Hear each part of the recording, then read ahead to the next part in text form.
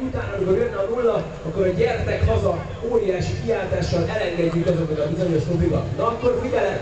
10, 9, 8, 7, 6, 5, 4, 3, 2, 1, gyertek haza!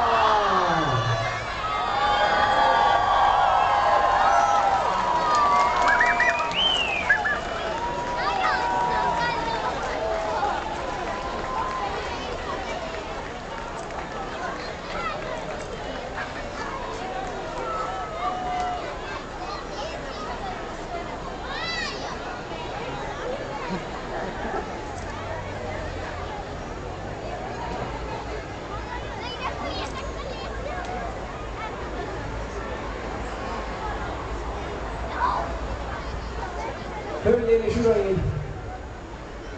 Egy kis zenei alátestés is, kérném szépen!